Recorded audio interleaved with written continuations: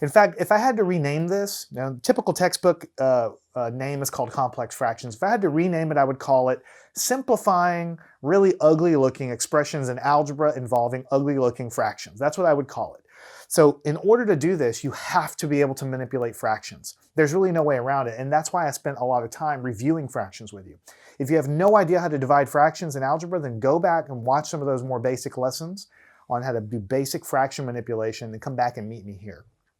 All right, so let's just jump into the first one and see what a complex fraction in algebra looks like.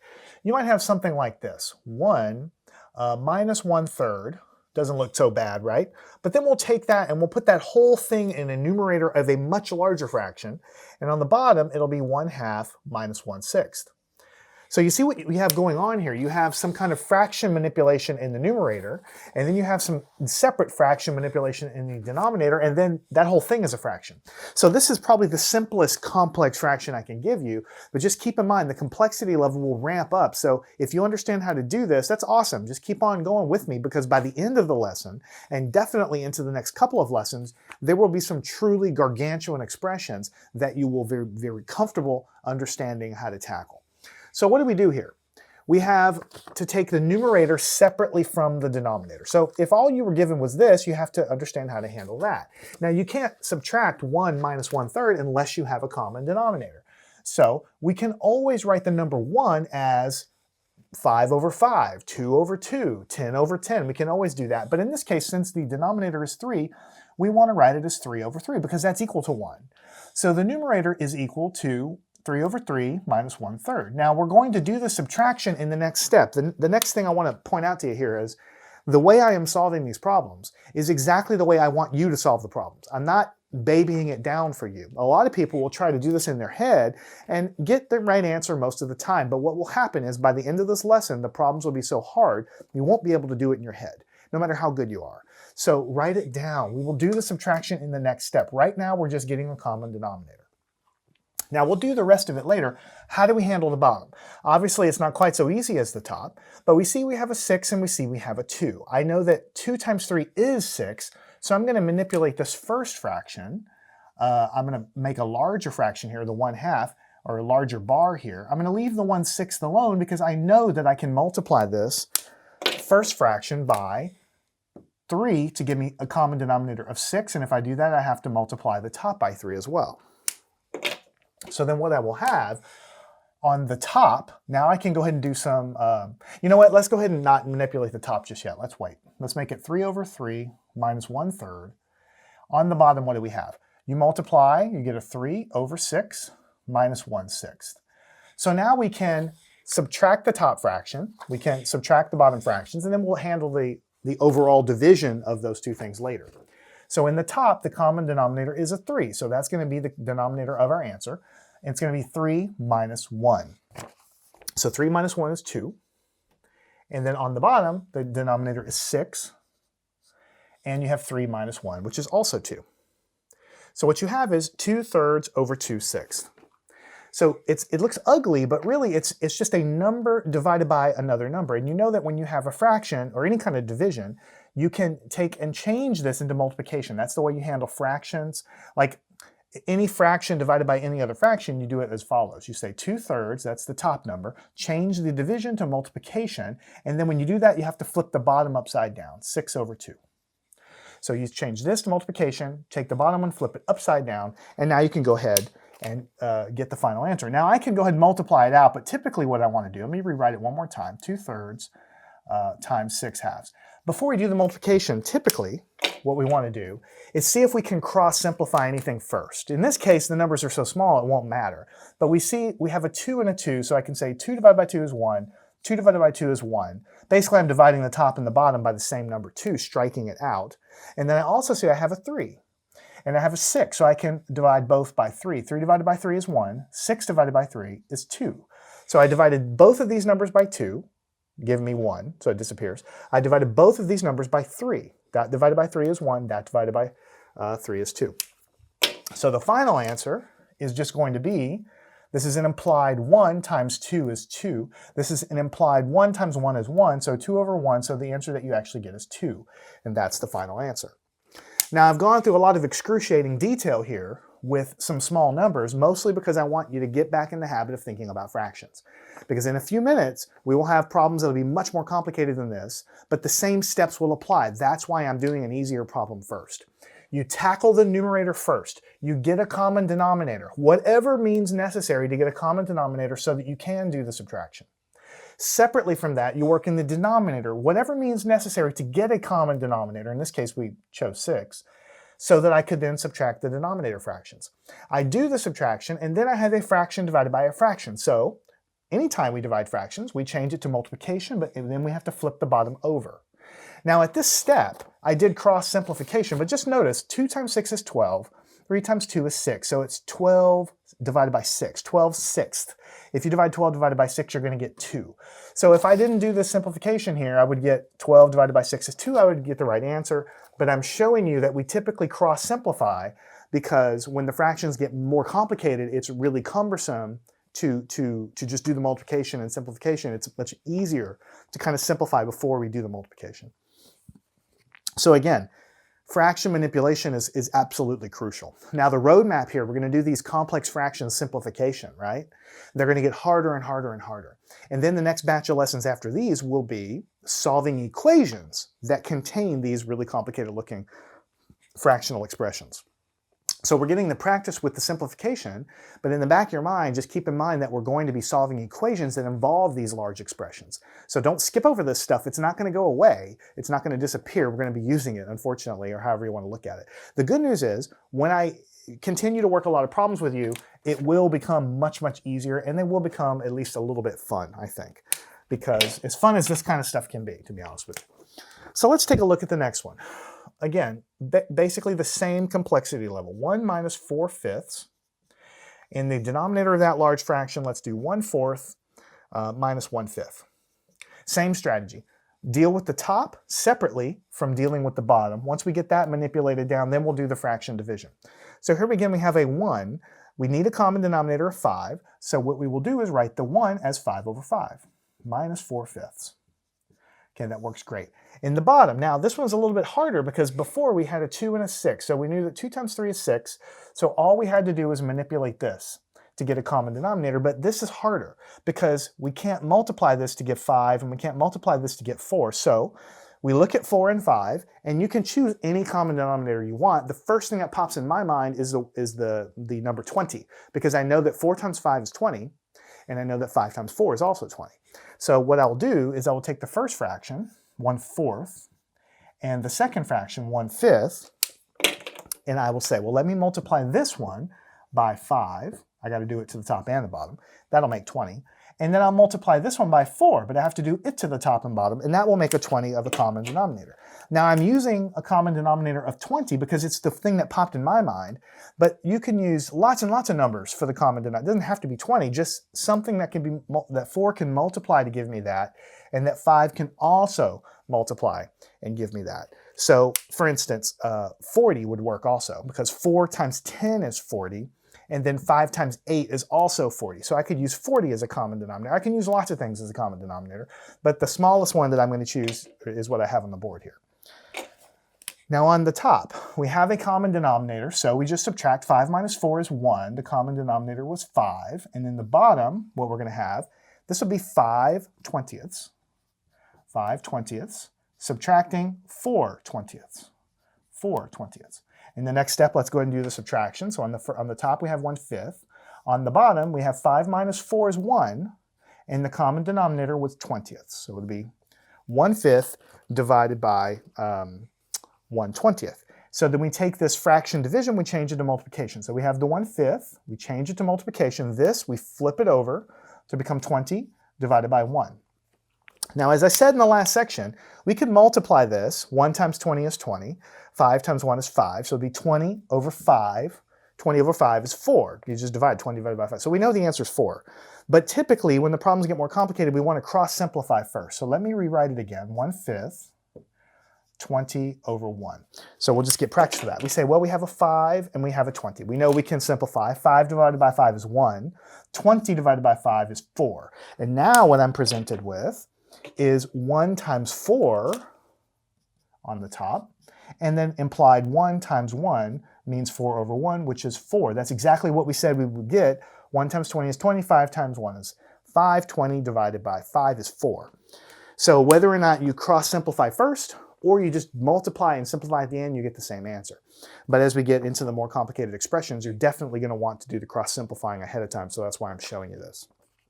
So the first two problems, I don't want to say it in a kind of a weird way. They're kind of baby problems. I mean, they're not easiest thing in the world, but they're very simple conceptually to understand. Now, what we're going to do is we're going to take the training wheels off and we're going to get into some slightly more medium level problems with complex fractions. But you'll find out that they're all totally manageable. Next problem, x plus the number 1, that's the numerator. The denominator is 1 plus 1 over x.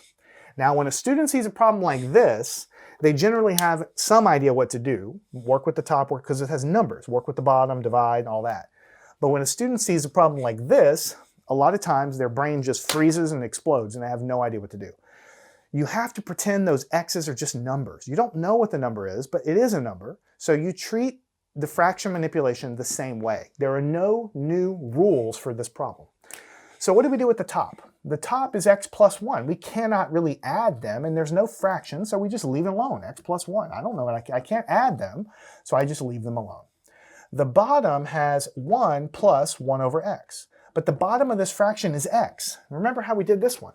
The bottom of this fraction here, or the top here, is 1 minus this. So the bottom was a 5, so we chose 5 over 5 to get a common denominator. Basically, in order to add this here, I have to have a common denominator of x. See, normally the denominator has numbers, so you know to look for that. But in this case, the denominator of that fraction is the variable x.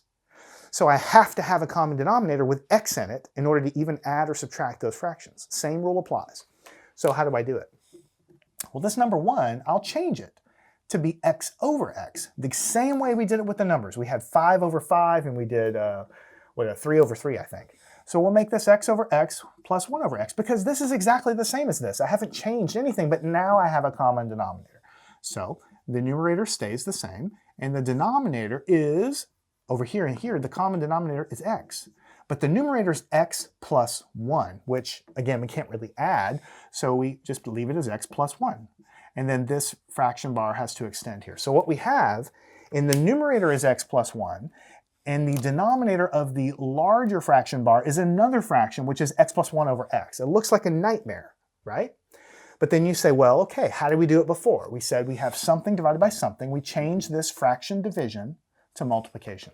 So what we will then have, we take the numerator, which is x plus 1. We take this fraction division and change it to multiplication. We take the bottom fraction, we have to flip it upside down, just like for the cases before with numbers, x plus 1. And then don't forget that this x plus 1 on the top can always be written as a fraction of x plus 1 over 1. In other words, the numerator is x plus 1, but anything can be written as itself divided by 1, right? So we'll take the numerator as the numerator over 1 times the flipped over version of the denominator. Now let me rewrite it. X plus 1 over 1 times x over x plus 1. Now here's the deal. This is why I kind of went on and on about you want to cross simplify first. Because what you could do is you could multiply this stuff out and then multiply this stuff out, but then you'd have to cancel a bunch of stuff. You'd have to factor and stuff to cancel. Or you could just recognize, well, hey, this numerator here, I can have an implied parentheses around it. It's exactly the same, so I can strike through it. Divide by x plus 1, divide by x plus 1. In other words, look for common terms in the top and the bottom. They're gone. They don't disappear to 0. There's an implied 1 here, and there's an implied 1 here because you've divided them away. And so all you really have left is x times the implied 1, 1 times the implied 1, and anything divided by 1 is just itself. So the answer is x. And that's the final answer. So if I had started out with a problem like this, most people would still get it, I think. But it's significantly harder to wrap your brain around because before you deal with these kinds of complex fractions, see why they're called complex fractions now, because they're ugly. Nobody wants to deal with that stuff, right? But when we take a step back and look at what it looks like with numbers and get our brain wrapped around it, then we can transition to this and it makes a whole lot more sense. So now that we have our feet wet, for lack of a better word, let's take the training wheels off a little bit more and jump into something a little more complicated, but again, we will be able to get through it because now we built our skills up. We have a minus b over a to the negative 1 power minus b to the negative 1 power. And all of that is in the denominator of this fraction. So now not only do we have a weird looking fraction, but what's in the bottom involves negative exponents. So a lot of students will start to say, well, I'm going to try to add these, I'm going to try to factor something, I'm going to try to cancel the a's or something like that. Instead of just stepping back and saying, what can I do? What is legal? What have I done with negative exponents before? If you remember back, we talked about negative exponents. I said you always write negative exponents, or you can write negative exponents, as 1 over. Basically, you move it downstairs and make it a positive exponent. So in the next step, instead of guessing, do what you know to be true. You cannot subtract a minus b, so you have to leave that alone. But in the bottom, this a to the negative 1 power becomes 1 over a. It's 1 over a to the first power, but that's an implied 1, so I'll leave it alone. The minus sign comes along, and this becomes 1 over b to the first power. All of this was learned back in the lesson on negative exponents, so if you don't remember that, you got to go back to that. Like, learning algebra is like building a house. You have to build a foundation, then you have to put the bricks, then you have to put the roof, and all of that. But if you're trying to build a roof and there's no foundation, then the house falls down. You can't do it. So that's why we learn these things in sequence, and I give lots of practice. So here we have negative exponents. That's a previous skill. Now we have those negative exponents written as fractions. Now we have to deal with the fractions, just like we had to deal with the fraction here. So the numerator we can't do anything with, a minus b. We have to leave that alone. But I have to get a common denominator here. So what I'm going to do is say, well, let me write 1 minus a minus 1 minus b.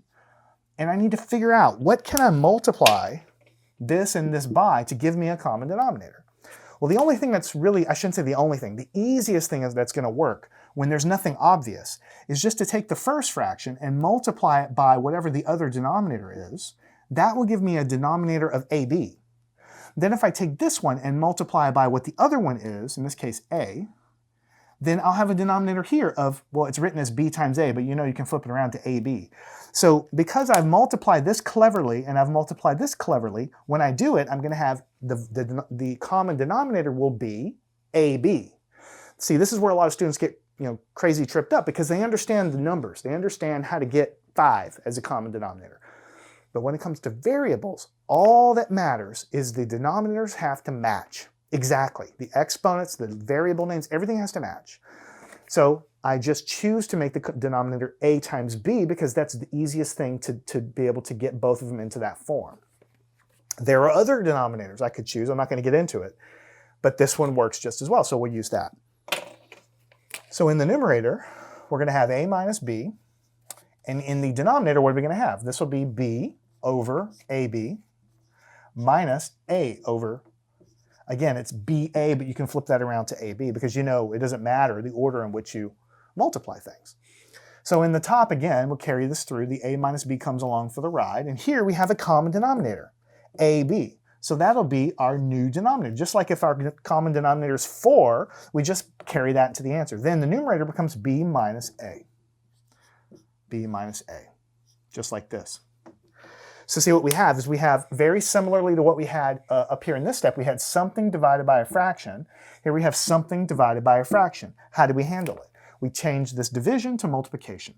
So what we have is you're going to have a minus b. You're going to change this division into multiplication because really this a minus b is an implied a minus b over 1. You can think of this numerator as just being a minus b over 1. It's a fraction because the number 10 can be written as 10 over 1. The number negative 17 can be written as negative 17 over 1. So we just say the numerator is itself over 1. Change this division to multiplication, take this and flip it over. So you'll have ab over b minus a. b minus a. All right? Now, what do we want to do? We say, well, we try to cross-simplify, right? Like we did here. See, in this case, it canceled immediately. Boom, we had the answer. Now, I know what you're thinking. You're thinking, haha, this will cancel with this, but you got to be careful. See, this was an exact identical bullseye match. That's why we could cancel it, but this is not the same. A minus b is not the same as b minus a. So we can't really cancel it. Well, we can't really cancel it the way it's written on the board. It turns out we can manipulate it in such a way that we can cancel it, but we can't cancel it as it is written here. So in order to proceed, let's just continue on and kind of just continue on as if we cannot cancel it, because basically we can't. So there's an implied parentheses here, there's an implied parentheses here. So what would we get for the final answer? It would be this times this. So the way we will write that is AB in front multiplied by A minus B. We just have them multiplied. That's the numerator of the final fraction, multiply. Because remember, when you have a fraction times a fraction, you multiply the tops, and then you multiply the bottoms. The multiplying of the bottoms is just going to be B minus A. So you could circle this on your test, and honestly, I would give you most credit.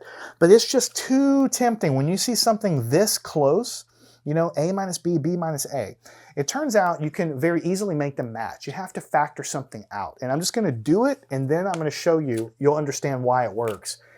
It's easier to show you than to tell you. So the top will be the same, AB times A minus B. On the bottom, I can make this thing match A minus B by factoring out a -1. And you'll see why. If I factor out a -1 from here, what has to be on the inside? Well, I have a positive B, so that will have to be a -B.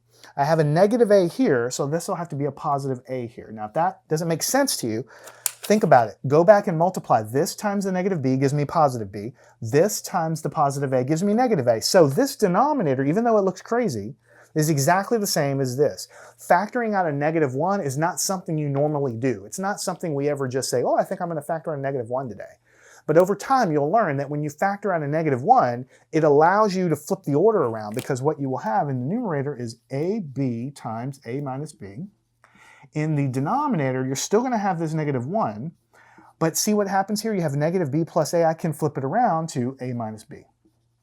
Right? This is like -3 plus 2 can be written as 2 minus 3, right? Now you have a direct match, A minus B,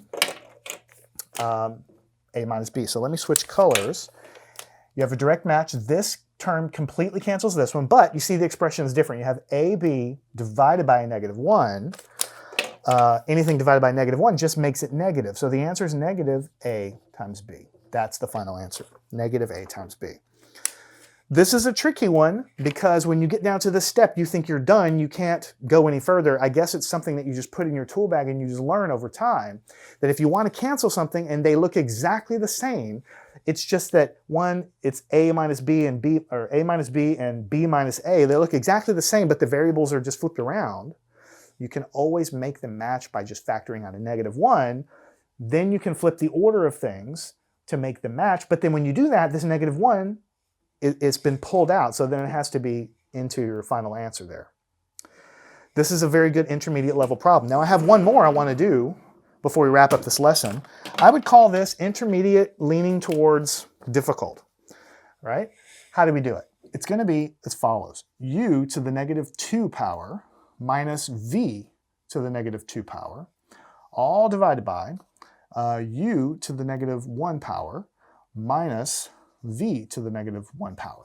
So again, students see stuff like this and they start trying to factor things out, cancel exponents and things without thinking about doing the most obvious thing. These negative exponents should be written as fractions. So the numerator will have 1 over U squared. That's what this is, right? The minus sign comes along for the right. This is written as a new fraction, 1 over V squared. Right? So make sure you understand that. That comes from what a negative exponent is. This whole thing is divided by this junk on the bottom, which has its own negative exponent. So this becomes 1 over U to the first power. So I'll leave the 1 off. Minus sign, and then you have 1 over V, again to the first power. Because it becomes positive, I can leave it off since it's a first power. Now again, students will try to start canceling things. You cannot cancel things in algebra unless you have terms multiplied together on the top and multiplied together on the bottom. Then you can cancel them because they divide away. Here you have these big subtractions in the middle, so you can't cancel anything yet. But you can find a common denominator to do this subtraction, and you can find a common denominator to do this subtraction. So how do we do that? Let's set it up. What we'll have is 1 over U squared. I will leave myself some room. 1 over V squared, I will leave myself some room, and then I have the large fraction, and then I'll have 1 over U, I'll leave myself some room here, minus 1 over V. So again, I can multiply a fraction by anything I want as long as I do it to the top and the bottom. Let's work in the bottom first. I have a u and a v. There's really not much in common there, but I know that if I take this one and multiply by this, multiply by v, I have to do it to the top as well, then the denominator will be u times v. And if I take this one and multiply by u, then I have to do that same thing to the top. The denominator will be u times v. It's an ugly denominator, I agree, but it's the same thing, so at least I can then subtract. And then I can do the same thing here. I have a u squared and a v squared, so I'll just take this one and multiply by the v squared from over there, the v squared from over there, and I'll take this one and multiply by the u squared from over here. This is going to be something you see a lot. That's why I'm kind of showing you. So this denominator will be u squared times v squared. This denominator will be, it's written as v squared times u squared, but you can mentally flip that around. It's the same thing, u squared times v squared. So we rewrite everything before we do anything else. On the top, we have v squared over u squared v squared minus u squared over u squared v squared. Again, it's written as v squared u squared. I can flip that around because it's multiplied. On the bottom, I have a v over u times v minus, I have a u. It's written as v times u. I can flip that around to u times v. So this is a common denominator. This is a common denominator. So what do I have in the numerator? In the numerator, I'm going to have v squared minus u squared, v squared minus u squared. That's the subtraction. The common denominator just comes for the ride, u squared times v squared. Then I have to divide that by, ugly fraction coming, v minus u, this denominator is u times v. Now I know that this looks ugly, but it actually is a lot better looking than this stuff because now I have a fraction divided by a fraction. This is like, I know it's ugly, it's got all kinds of exponents, but you can think of it as 3/4 divided by 5/10. You just change the division of the fractions to multiplication, flip the bottom one upside down, change it to multiplication. So we're going to do exactly the same thing. What we will have, let me switch colors to kind of break things up a little bit. This numerator will just stay exactly as it is, v squared minus u squared over u squared times v squared. Change this fraction division to multiplication. Take the bottom and flip it upside down. So I will have u times v over v minus u. v minus u. v minus u. All right? So then I say, what am I going to do? Well, again, as I told you a long time ago, right? You can do the multiplication of the fractions you get and then simplify, or you can try to cross simplify first. This is starting to get into what I told you. I said you're going to want to cross simplify first. This is a good example. Sure, you could multiply this times the uv and this times the this, and you simplify all that. Or you can say, well, wait a minute, I have a u squared v squared and a u times the v. So one of these u's can cancel with only one of those u's, leaving one behind. One of these v's can be canceled with one of these v's, leaving only one of those behind, right? The way you think about it is u divided by u is 1. This divided by u just leaves 1 left over, and the same thing for the v. Okay? So then what you would be left with on the top, let's go down here. On the top, this is basically gone, divided away to 1, so you'll have v squared minus u squared on the top. On the bottom, you'll still have a u times v, u to the first power, v to the first power, because I struck through only the exponents. And then I will have v minus u. v minus u. And then you say, well, I'm done. I'll go ahead and circle that because I can't cancel anything. But then you remember, it's been about 35,000 times throughout this course, I taught you to always be on the lookout for the difference of two squares. Here I have the difference of two squares. So it should be a reflex by now. V squared minus u squared can be written as v minus u times v plus u. That's what this is equal to. On the bottom, I'll have u times v minus u. Notice what I have is I have a v minus u on the top and a v minus u on the bottom, which can then cancel. That's gone. So then on the top, I have v plus u over u times v. v plus u divided by u times v. That's the final answer. I can't go any farther with that. So if I had started this lesson and said, hey guys, we're going to do something called complex fractions. Here's your first problem. It would be like a nightmare because most people, even if you learn these skills all the way up until now, You haven't seen them all put together. You haven't seen them like, hey, when I have these negative exponents, write them as fractions. Hey, here's how to find common denominators of weird, crazy looking fractions. Hey, here's how to subtract them after I get the common denominators. Hey, here's what I do when I have giant fraction division. I just do the same thing as numbers and change it to multiplication, flip it over, and then cross cancel, and then multiply, and then I'm factoring this into the difference of two squares, right? And then I'm canceling, and then I'm finding the final answer. So that's why we start way back here. We start back here with something everybody understands, and we increase the complexity very, very slowly. So I want you to grab a piece of paper. I want you to do this lesson again and write down all of these problems as the lesson plays and solve them yourself. Just because you watch me really means nothing. You have to practice it yourself. And then we have 2 more lessons in complex fractions because, believe it or not, as complex as this looks, we actually have some much more complicated problems. But the bedrock is now laid. You understand how to attack it. Now we're going to apply this stuff to slowly and gradually more and more complicated problems in complex fractions and algebra. Learn anything at mathandscience.com.